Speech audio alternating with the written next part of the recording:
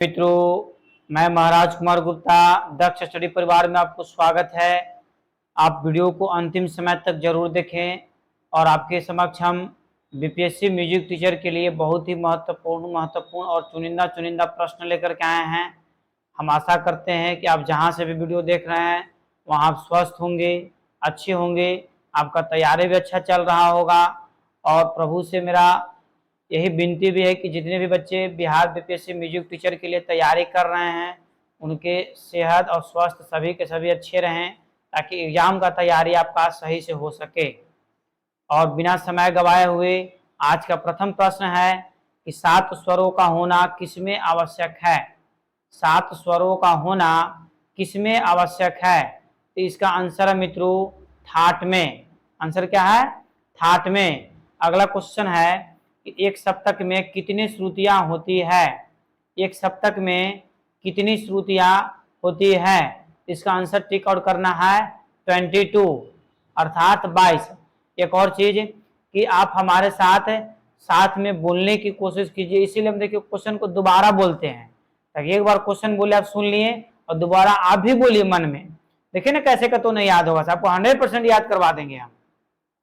एक सप्तक में कितनी श्रुतियां होती है? इसका आंसर हो जाएगा 22 तबला किस वस्तु का बना होता है? तो तबला जो है कि लकड़ी और पित्तल का बना होता है। तबला किसकी बनी होती है? तो तबला जो है लकड़ी और पित्तल का बना होता है।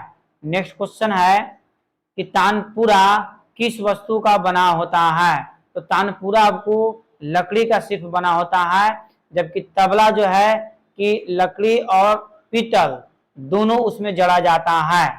ठीक है। नेक्स्ट क्वेश्चन मित्रों कि निम्नलिखित रागों में से किसमें दोनों माध्यम लगते हैं? तो इसका आंसर आपको हो जाएगा केदार में। केदार राग में दोनों माध्यम लगते हैं। नेक्स्ट क्वेश्चन है कि तिलवाड़ा ताल में कितनी मात्राएं होती है? तिलवाड़ा ताल में कितनी मात्राएं होती है? इसका आंसर आपको हो जाएगा 16। तिलवाड़ा ताल में कितनी मात्राएं होती है? तो 16 मात्राएं होती है। कहारवा ताल में कितने विभाग हैं? तो कहारवा ताल में मित्रों आपको 2 विभाग हैं। कहारवा ताल में कितने विभाग हैं? 2 विभाग हैं। पंडित भीमसेन जोशी किस विद्या से संबंधित हैं? अर्थात पंडित भीमसेन जोशी का संबंध किस विद्या से है? तो पंडित भीमसेन जोशी गायक थे, जिसके लिए इनके गायन के क्षेत्र में अच्छा मतलब प्रदर्शन करने के लिए पंडित भीमसेन जोशी को 2008 में भारत रत्न से भी सम्मानित किया गया है। संगीत में कुल कितने स्वर हैं? तो संगीत में कुल 12 स्वर हैं। संगीत में कुल 12 स्वर हैं। ऑडो जाति के राग में कितने स्वर हैं? ऑडो जाति के राग में कितने स्वर हैं? इसका आंसर है मित्रों 5। आंसर कितना है? 5। रूपक ताल में कितने विभाग हैं? रूपक ताल में कितने विभाग हैं? इसका आंसर मित्रों हो जाएगा 3। कुछ समय आपको हम गैपिंग दे रहे हैं, आप बोलने की कोशिश कीजिए। रूपक ताल में कितने विभाग हैं? आंसर क्या हो जाएगा? 3। किस ताल में 16 मात्राएं होती है? किस ताल में 16 मात्राएं होती है? इसका आंसर मित्रों हो जाएगा 3 ताल में। 3 ताल में 16 मात्राएं होती है। नेक्स्ट क्वेश्चन है कि लय कितने प्रकार के होते हैं? लय आपको कितने प्रकार के होते हैं? तो लय आपको 3 प्रकार के होते हैं। थाट में कितने स्वर लिए जाते हैं? थाट में कितने स्वर लिए जाते हैं? तो थाट में आपको 7 स्वर लिए जाते हैं, जो प्रमुख है। यमन राग के गाने का उचित समय कौन सा है?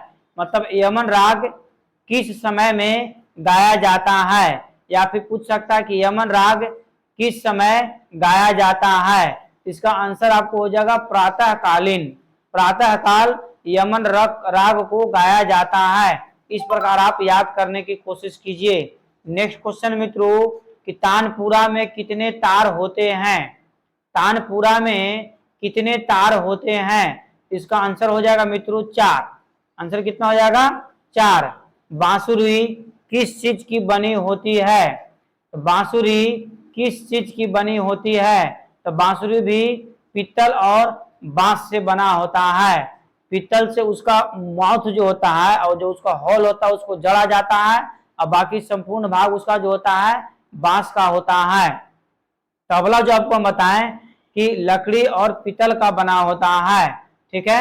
नेक्स्ट क्वेश्चन मित्रों आपको कि सितार के में कितने तार होते हैं? सितार में कितने तार होते हैं? तो सितार में आपको 7 तार मतलब 7 गो तार होता है। नेक्स्ट क्वेश्चन मित्रों कि सितार में तार किस चीज का होता है? अर्थात सितार का जो तार बना होता है वो किस चीज का बना होता है? ठीक है। तो आपको लोहे या फिर स्टील का मैंने उसको खींच करके बनाया जाता है। ठीक है। सितार में जो तार होते हैं वो नॉर्मल तार नहीं होता है, लोहा या स्टील का बना हुआ तार होता है, याद आपको रखना है। सितार में 7 तार होते हैं और सातों के सातों तार जो है किसका बना होता है? लोहा या स्टील का बना होता है। जो बहुत ही महत्वपूर्ण आपका क्वेश्चन है। बहुत सारे लोग नायलॉन का मार देगा, खजूर का मार देगा, मतलब बहुत सारे जैसे तार होते हैं रस्सी टाइप का, उसका लोग सबसे ज्यादा लोग मार देता है। अर्थात धातु का बना होता है। ठीक है। धातु में सितार में तार किस चीज की बनी होती है? तो आपको क्या टिक आउट करना है? लोहा अर्थात स्टील का। नेक्स्ट क्वेश्चन ध्यान दीजिएगा, तबले के कुल कितने बोल होते हैं? अर्थात तबले में कितने बोल होते हैं? इसका आंसर है मित्रों आपको 10 बोल होते हैं। कितने बोल होते हैं?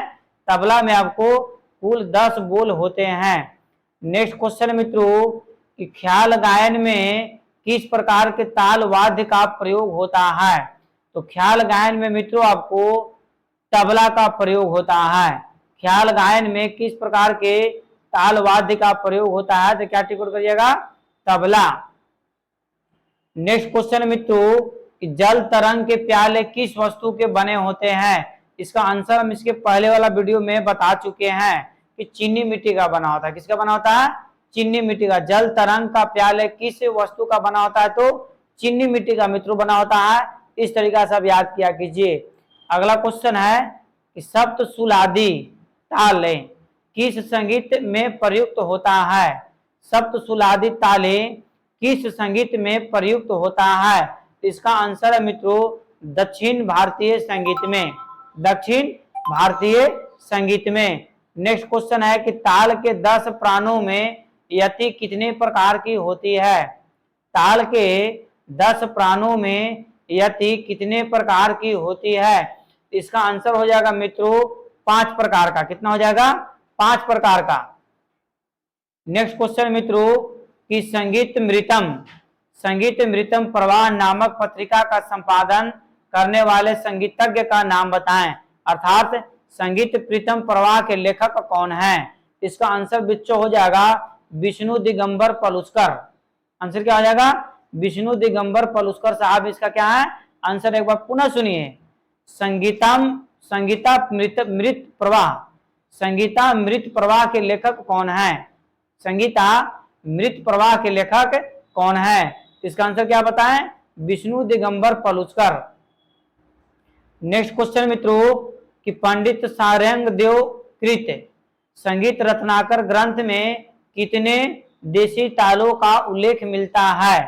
तो इसका आंसर बच्चों हम बता रहे हैं, परंतु अब पहले इसके पहले कुछ जिक्र समझिए कि आ जाएगा कि संगीत रत्नाकर के लेखक कौन है? तो क्या टिक आउट करिएगा? सारंगदेव। संगीत रत्नाकर के लेखक कौन है? तो क्या टिक आउट करिएगा? सारंगदेव। तथा संगीत रत्नाकर में कितने देशी तालों का प्रयोग किया गया है? तो हमको टिक आउट करना 120। यही क्वेश्चन को देखिए घुमा करके दे दिया गया है कि पंडित सारंग देव कृत संगीत रत्नाकर ग्रंथ में कितने देशी तालों का उल्लेख किया गया है? आंसर का टिक आउट करना 120। इस तरीके से आपको याद करना है। इंदिरा कला संगीत विश्वविद्यालय खौरागढ़ किस राज्य में है? इसका आंसर आपको हो जाएगा छत्तीसगढ़ में। इसको एक और तरीका से पूछ सकता है कि इंदिरा कला संगीत विश्वविद्यालय किस स्थान पर है? प्रॉपर जगह पूछेगा तो क्या टिक आउट करिएगा? खैरागढ़। क्या टिक आउट करिएगा? खैरागढ़ में। ठीक है। और राज्य पूछेगा तो छत्तीसगढ़ में मार देना है। अर्थात इंदिरा कला संगीत विश्वविद्यालय किस स्थान पर है, तो खैरागढ़ में। किस राज्य में है, तो छत्तीसगढ़ में। इस तरीका से यदि आप याद करते तो 100% आपको याद होगा। धमार गायकी के साथ कौन सी ताल बजाई जाती है, इसका आंसर आपको मित्रों हो जाएगा धमारी। जैसा नाम वैसा काम, जैसा नाम वैसा काम। धमार गायकी के साथ कौन सी ताल बजाई जाती है, इसका आंसर क्या टिक करिएगा, धमार। नेक्स्ट क्वेश्चन मित्रों कि किस ताल में खाली का विभाग नवी मात्रा पर होती है, किस ताल में खाली का विभाग नवी मात्रा पर होती है, तो इसका आंसर हो जाएगा मित्रों तिलवाड़ा। आंसर क्या हो जाएगा, तिलवाड़ा। वाद्यों के वर्गीकरण के अनुसार तबला किस वर्ग वाद्य का है, मैंने वाद्य का जो वर्गीकृत किया गया उसमें तबला को किस वर्ग में रखा गया है, इसका आंसर हो जाएगा अवनद्ध वाद्य। वाद्य यंत्र को मतलब इसमें जो तबला है आपको किसमें रखा गया है, अवनद्ध वाद्य। नेक्स्ट क्वेश्चन मित्रों कि किस ताबलिक को पद्म विभूषण पुरस्कार सम्मानित प्राप्त हुआ है, अर्थात किस तबला वादक को पद्म विभूषण पुरस्कार से सम्मानित किया गया है, इसका आंसर हो जाएगा मित्रों पंडित किशन महाराज, पंडित किशन महाराज। नेक्स्ट क्वेश्चन है कि गायन शैली के साथ किस ताल का प्रयोग किया जाता है, तो इसका आंसर आपको हो जाएगा मित्रों दीपचंदी। आंसर क्या हो जाएगा, दीपचंदी। फिर से ध्यान से सुनिए, गायन शैली के साथ किस ताल का प्रयोग किया जाता है, तो इसका आंसर हो जाएगा मित्रों दीपचंदी। नेक्स्ट क्वेश्चन है कि एक मात्रा में 4 मात्रा उच्चारण करने पर कौन सी लय होगी, एक मात्रा में 4 मात्रा उच्चारण करने पर कौन सी लय होगी। लय आपको 3 हम बताए थे, जिसमें आपको प्रश्न है कि एक मात्रा में 4 मात्रा उच्चारण करने पर कौन सी लय होगी, तो इसका आंसर आपको हो जाएगा चौगनी। आंसर क्या हो जाएगा, चौगनी। नेक्स्ट क्वेश्चन मित्रों कि नृत्य से संबंधित निम्नलिखित में से कौन सा घराना है, तो इसका आपको आंसर हो जाएगा लखनऊ घराना। नृत्य से संबंधित कौन सा घराना है, इसका आंसर मित्रों क्या है, लखनऊ घराना। एक चीज और देखिए, महत्वपूर्ण चीज आपको बता दे रहे हैं, लखनऊ घराना से संबंधित रखने वाले नृत्य जो नृत्यांगन थे उनका नाम था पंडित बिरजू महाराज, पंडित बिरजू महाराज। पंडित बिरजू महाराज का जन्म बिहार में ही हुआ था, परंतु पालन पोषण इनका वाराणसी में हुआ था, काशी में अपने ननिहाल में नाना के यहाँ इनका पालन पोषण हुआ था। सबसे बड़ी दुखद की घटना यहाँ पर यह था कि पंडित बिरजू महाराज के पिता की मृत्यु जो है से इनके 9.5 वर्ष की उम्र की अवस्था में इनके पिता का मृत्यु हो जाने के उपरांत में इनका स्थिति एकदम दयनीय हो गया था। इनके पिता के मृत्यु हो जाने के उपरांत ऐसा कंडीशन आ गया था कि इनके पिता का दाह संस्कार करने के लिए भी इनके पास पैसे नहीं थे।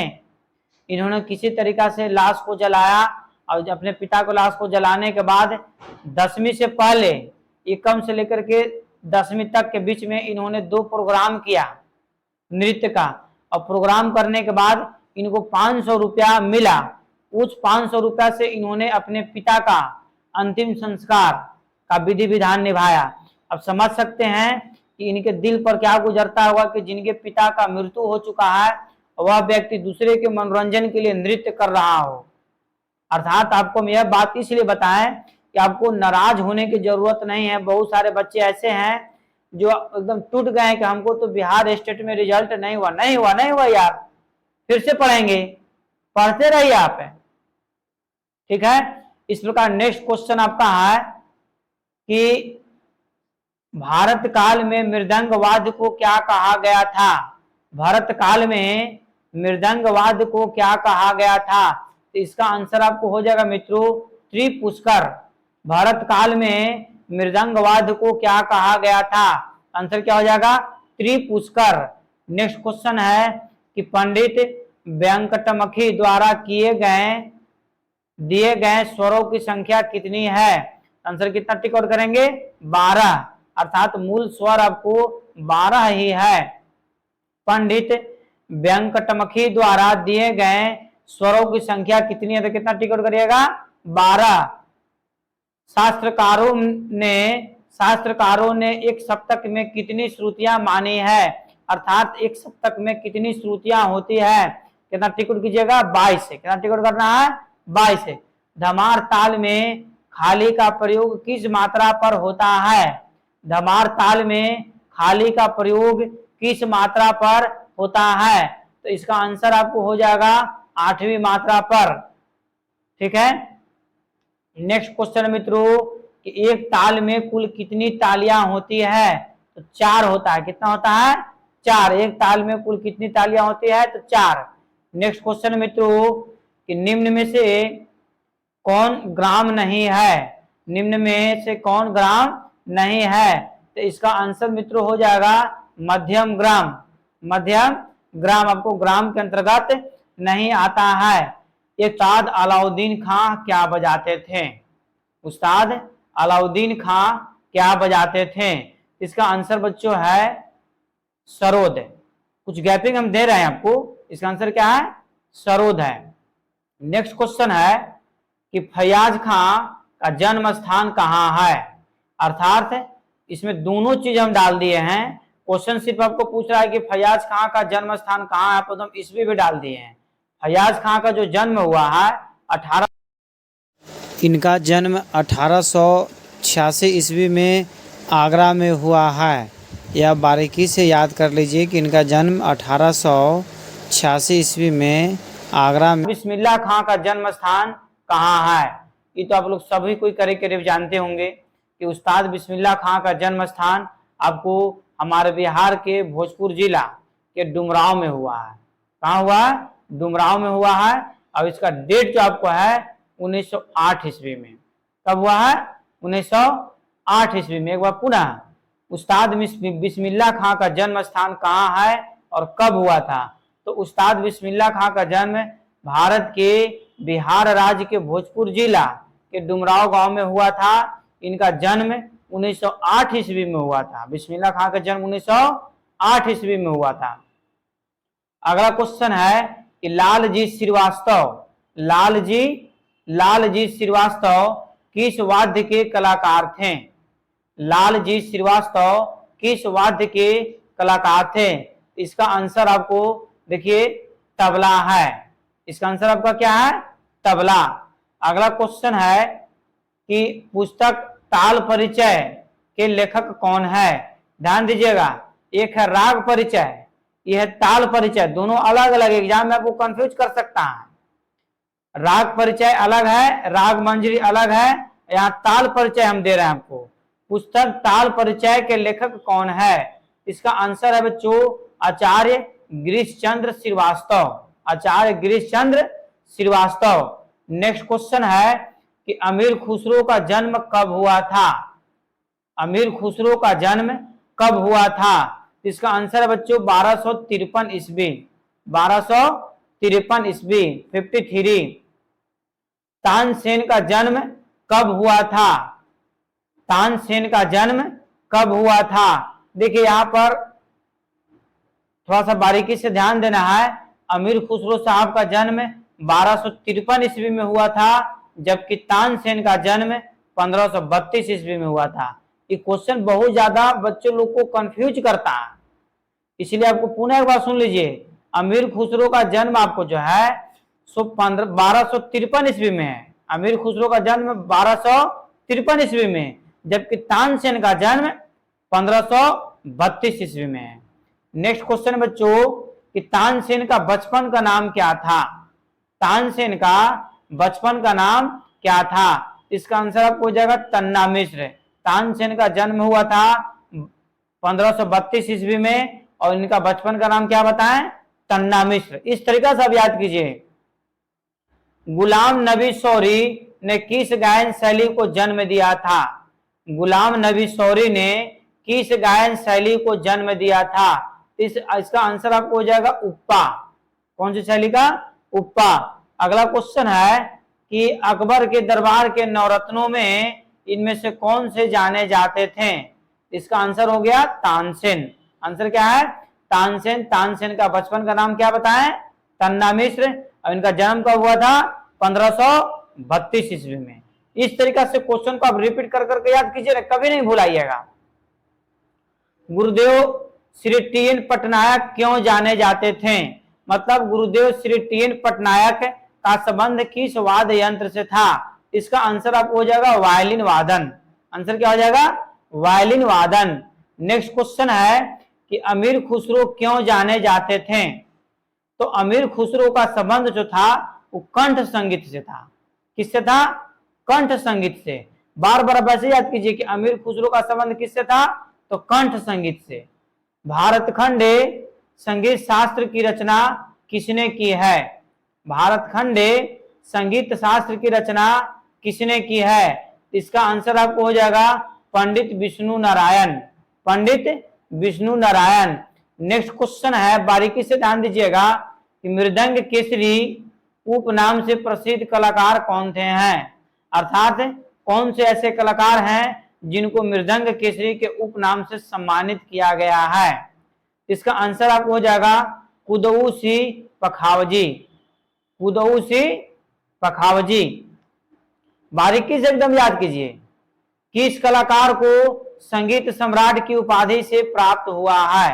अर्थात कौन से ऐसे कलाकार हैं जिनको संगीत सम्राट के उपाधि भी दिया गया है? इसका बहुत ही महत्वपूर्ण आंसर है हबीब उद्दीन खां। हबीब उद्दीन खां। अगला क्वेश्चन मित्रों कि पंजाब घराने के प्रसिद्ध तबला वादक उस्ताद जाकिर हुसैन के गुरु कौन थे? अर्थात ये भी आपको पूछ सकता है कि जाकिर हुसैन का संबंध किस घराने से था? तो क्या टिकट करिएगा? पंजाब घराने। देखिए क्वेश्चन इस तरीके से हम बनाए हैं ताकि इसमें एक क्वेश्चन में बहुत सारा आंसर आपको निकल जा रहा है।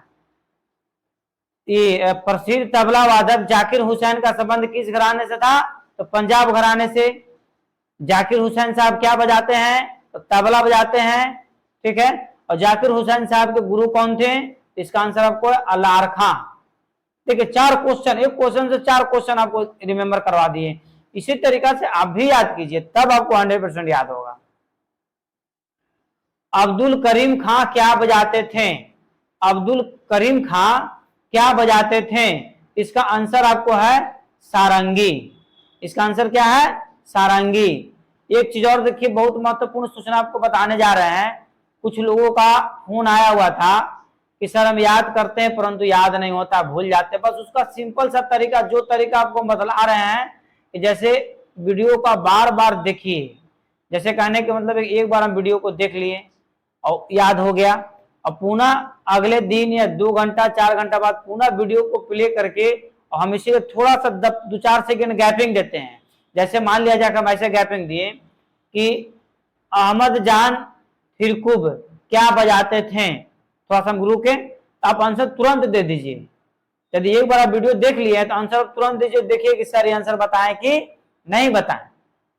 अहमद जान फिरकुबा क्या बजाते थे, रुक गए थोड़ा सा। अब इसका आंसर क्या है? तबला। तो हमसे पहले आप बोल दीजिए तबला मन में, या जुबान से बोल दीजिए। ठीक है।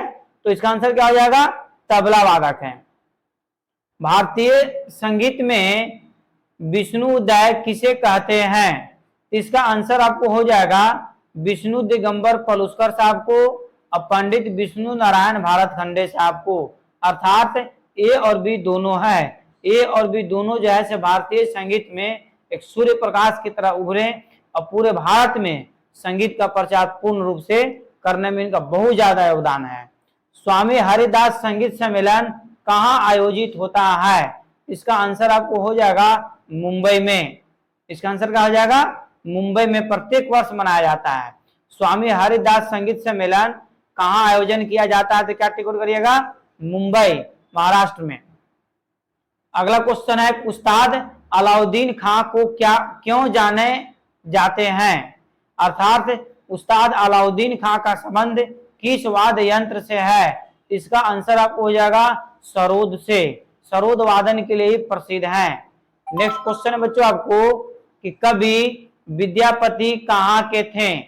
कवि विद्यापति किस राज्य से संबंध रखते थे? इसका आंसर बच्चों आपको हो जाएगा बिहार से। आंसर क्या हो जाएगा?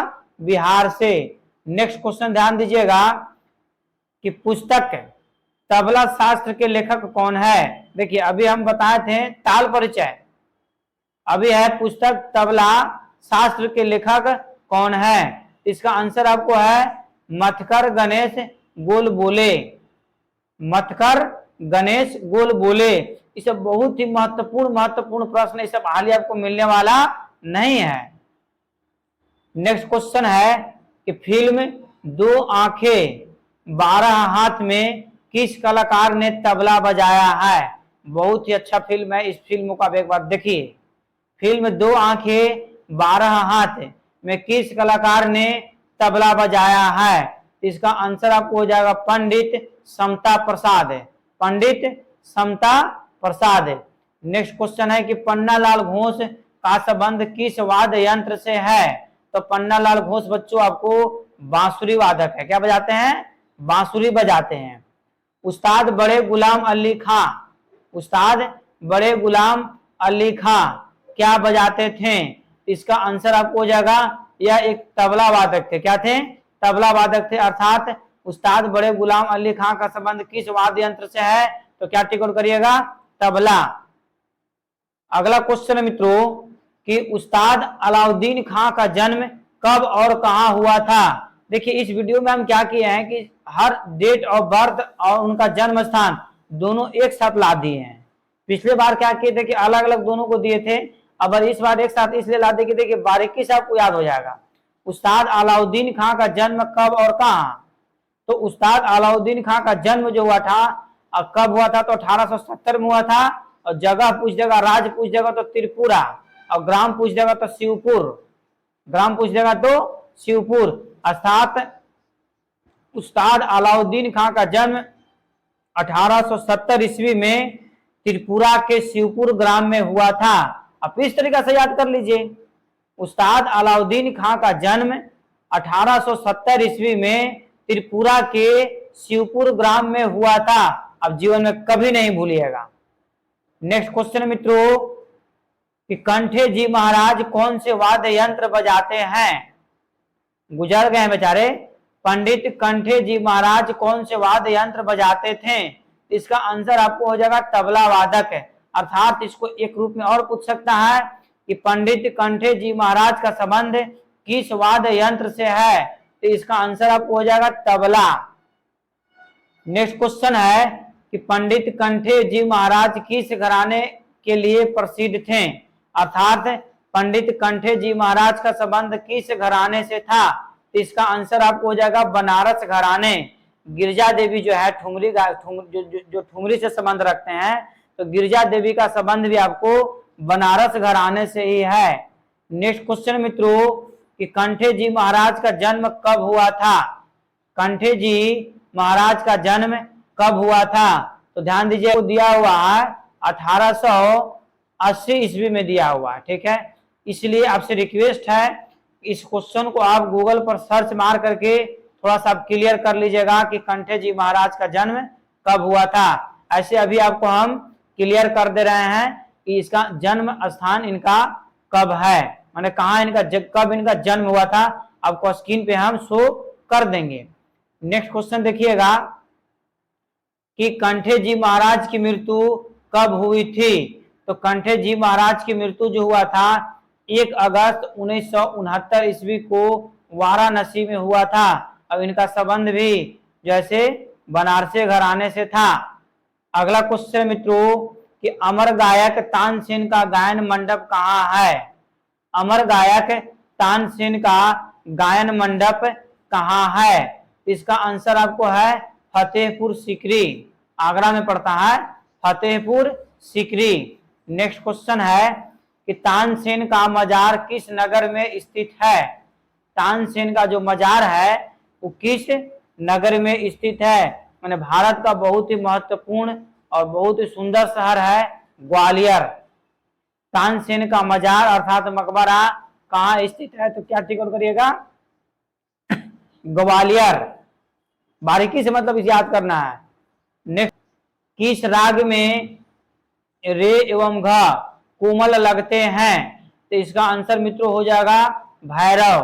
भैरव एक ऐसा राग है जो भोर में मतलब सुबह के अर्थात प्रातः काल गाया जाता है। भैरव राग कब गाया जाता है? प्रातः कालीन गाया जाता है। अर्थात किस राग में रे एवं घ कोमल लगते हैं? इसका आंसर मित्रों हो जाएगा भैरव। आंसर क्या हो जाएगा? भैरव। नेक्स्ट क्वेश्चन देखिएगा कि ताल लिपि में एक्स चिन्ह से सूचित किया जाता है। अर्थात ताल लिपि में एक्स चिन्ह से क्या सूचित किया जाता है? तो इसका आंसर मित्रों हो जाएगा सम। आंसर क्या हो जाएगा? सम। नेक्स्ट क्वेश्चन आप बारीकी से ध्यान दीजिए कि किस ताल में 10 मात्राएं होती है? किस ताल में 10 मात्राएं होती है? तो इसका आंसर है मित्रों कहरवा। इसका आंसर क्या है? कहरवा। अर्थात कहरवा में 10 ताल होते हैं।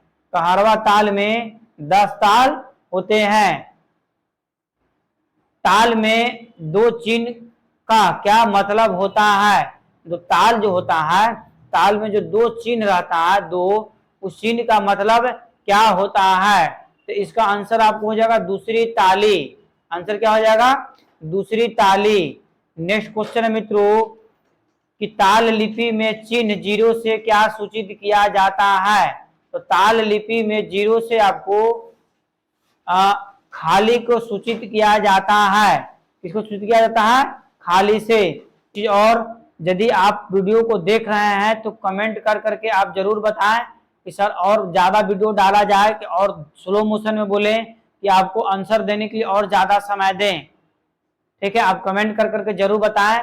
और दूसरे नंबर में कि आप चैनल को सपोर्ट जरूर करें ताकि हम अंतिम समय तक आपको हर क्षेत्र में सपोर्ट करेंगे और किसी भी प्रकार का आपको योगदान राशि देने की जरूरत नहीं है। कम समय में अधिक से अधिक क्वेश्चन हम इसलिए बता देते हैं ताकि आप अधिक से अधिक क्वेश्चन को फॉलो कर करके बार बार रिपीट करें। ठीक है, इसलिए आज का क्लास यहीं पर समाप्त हुआ। जय हिंद, जय भारत।